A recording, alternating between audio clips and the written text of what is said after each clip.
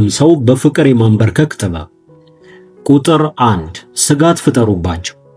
አንዳንድ የፍቅር ግንኙነት ሁሌም እኛ ባሰብነው መልኩ ብቻ ላይሄድ ይችላል።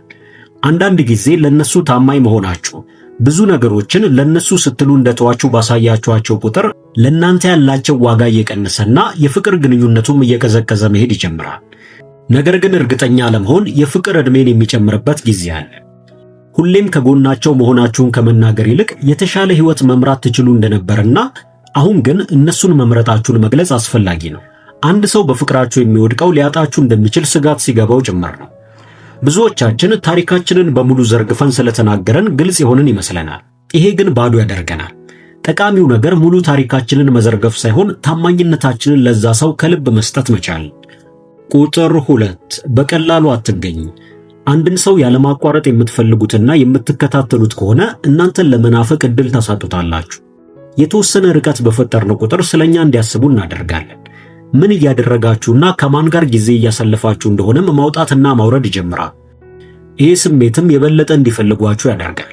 ነገር ግን አማራጭ እንደሌላችሁ ከሆነ የሚያስቡት ለእናንተ ንቀት ያደርባቸዋል። አንዳንድ ጊዜ ያሳለፋችኋቸውን አስደሳች ገጠመኞቻችሁን ማህበራዊ ሚዲያ ላይ በማጋራት ያለነሱም ቢሆን ጥሩ ጊዜያቶችን ማሳለፍ እንደምትችሉ አሳዩዋቸው።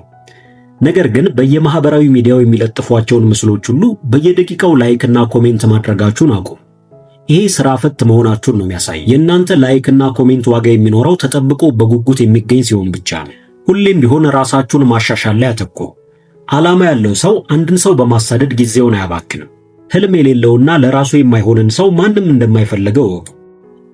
ቁጥር 3 ማንንም ለመማረክ አትታገሉ።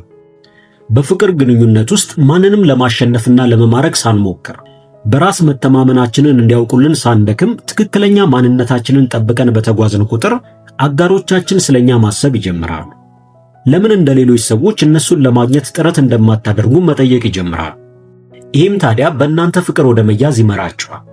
ከሌሎች ጎልቶ ለመታየት ጥረት በሚደረግበት ዓለም ውስጥ የእናንተ የተረጋጋ መሆን ለነዛ ሰዎች ጎልቶ እንደሚታይ አትጠራጠሩ። ተገቢ ጊዜ ስጧቸው፣ ነገር ግን አትጨነቁ። ፍቅራችሁን ሳትሰስቱ ግለጹላቸው፣ ነገር ግን ካለነሱ ሕይወት ባዶ እንደሚሆንባችሁ አታስመስሉ። ስሜቶቻችሁ፣ ድርጊቶቻችሁንና አጠቃላይ ማንነታችሁን ሌላ ሰው እንዲቆጣጠር ከፈቀዳችሁ በእጃቸው ውስጥ በቀላሉ እንዳስገቧችሁ ስለሚያስቡ ለእናንተ ያላቸው ፍላጎትም ይቀንሳል። ቁጥር 4 የተወሰነ ችላ በሏቸው። የምንወደው ሰው አጠገብ ስንሆን በዛ ሰው መማረካችንን ብቻ ሳይሆን ችላ ማለታችንንም ማሳየት ይገባናል። ነገር ግን ንቀታችንን ማሳየት አለብን ማለት ሳይሆን ሌሎች ሰዎች ላይ የምናያቸውን የተለያዩ መልካም ነገሮችን ማጉላት መቻል አለብን። ስለ አክብሮታቸው፣ ስለ መልካም በራስ ስለመተማመናቸው ባወራችሁ ቁጥር አጋሮቻችሁም እናንተን ለመማረክ እንዲሁም ይህንን ባህሪ ለመላበስ ጥረት ያደርጋሉ። ሌላው ደግሞ ከዚህ በፊት ስለነበራችሁ የፍቅር ግንኙነትን በመጠኑ አውሩ። ለምሳሌ ለመዝናናት ስለምትሄዱባቸው ቦታዎች፣ አብራችሁ ስለምታሳልፏቸው ጊዜያቶች። ለምሳሌ ለመዝናናት ስለምትሄዱባቸው ቦታዎች፣ አብራችሁ ስለምታሳልፏቸው ጊዜያት፣ ስለሚለብሷቸው ልብሶች፣ ስለሚያደርጉላችሁ እንክብካቤ ነገሯቸው። ነገር ግን ያለፈው ግንኙነታችሁ ያልቆረጠላችሁ መስሎ እንዳይሰማቸው ይህንን ስታደርጉ በጣም በመጠኑና በጥንቃቄ መሆን ይኖርበታል። ቁጥር 5 የመገናኛ ጊዜን አመቻቹ። በሳምንት አንዴ ሊሆን ይችላል። የምትገናኙበትን ሁኔታ አመቻቹ። ቦታውም የሁለታችሁንም ምቾት የማይነሳና የተረጋጋ መሆን ይገባዋል። እጅ ለእጅ በመያያዝ ወክ ማድረግ ይበልጥ ቅርርባችሁን ለማጠናከርና መግባባታችሁን ለመጨመርም ይረዳል። እንዲሁም ሁሌም ስትገናኙ የተለመዱ ሰላምታዎችን ብትጠቀሙ መልካም ነው። ለምሳሌ ጉንጭ መሳብ አሊያም ማቀፍ ከሆነ እነዚህን ነገሮች ሁሌም በደጋገምናቸው ቁጥር የኛ መገለጫዎች ይሆናሉ። ሌላው ደግሞ ቃላቶች ትልቅ የሆነ ጉልበት እንዳላቸው አትርሱ። በመሆኑም ስልክ በምታወሩበት እንዲሁም የጽሑፍ መልእክትን በምትልኩበት ወቅት እነሱን በማወቃችሁ እጅግ ደስተኛ መሆናችሁ፣ ማፍቀራችሁ እንዲሁም እንደምታከብሯቸው ነገሯቸው። የፍቅር ግንኙነት ውስጥ መርሳት የሌሉብን ጉዳዮች አሉ። ከነሱም ውስጥ ዋነኞቹ በሳምንት አንድ ቀን ሊሆን ይችላል ሻይ ቡና የምትሉበትን ቋሚ ጊዜ መመደብ፣ የቅርብ የምትሏቸውን ሰዎች ማስተዋወቅ፣ እንዲሁም ሥራ በጣም ቢዚ የሚያደርጋችሁ ሰዎች ከሆናችሁም ለአንድ ቀን ከስልካችሁ ርቃችሁ ለነሱ ተገቢ የሆነ ጊዜና ሰዓትን መመደብ ይገባል።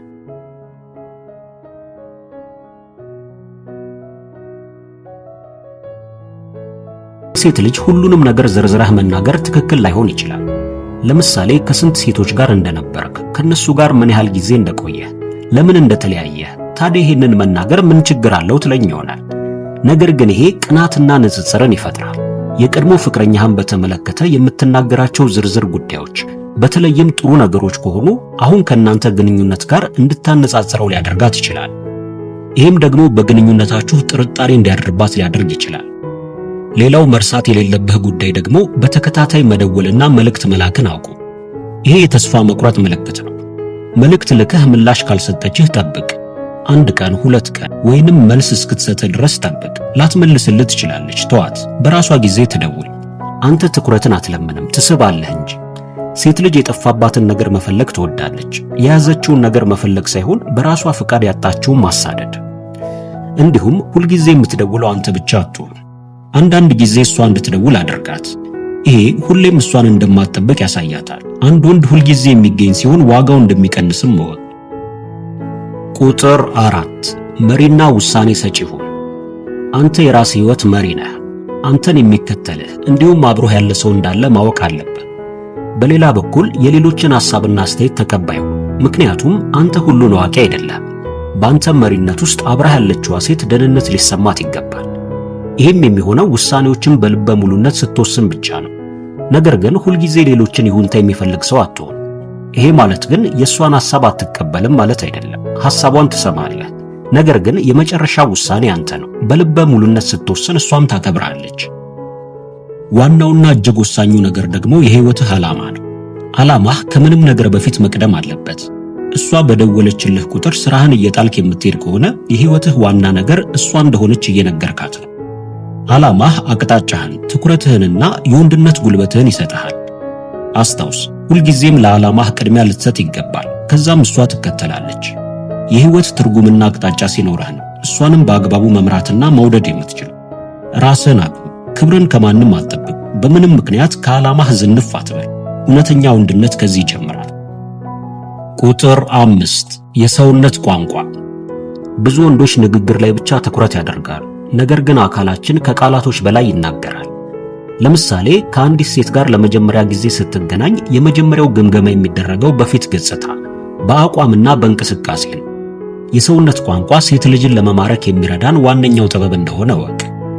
ይህም የሚከተሉትን ያካትታል። ስትቆም ወይንም ስትቀመጥ ደረትህን ወደ ላይ ገፋ አድርገህ ትከሻን ወደ ኋላ ጎተት በማድረግ ቀጥ በል። ይህም በራስ መተማመንህን ያሳያል።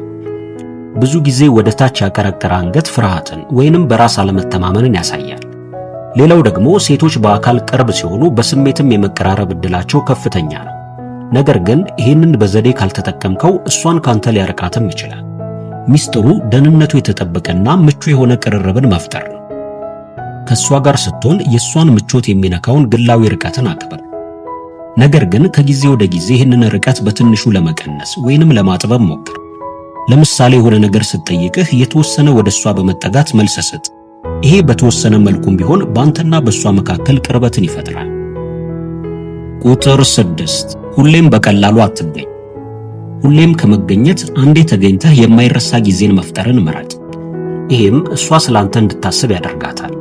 ውድ ቤተሰቦቻችን ለዛሬ ያዘጋጀነውን ዝግጅት በዚያ አበቃን። በቀጣይ በተለያዩ አዝናኝና አስተማሪ ፕሮግራሞች መልሰን እስከምንገናኝ ድረስ ለቻናላችን አዲስ ከሆናችሁ ሰብስክራይብ፣ ላይክ እና በምንሰራቸው ፕሮግራሞች ዙሪያ ያላችሁን ሐሳብና አስተያየት በመጻፍ ቤተሰብ ይሁኑ እንላለን። መልካም ቆይታ።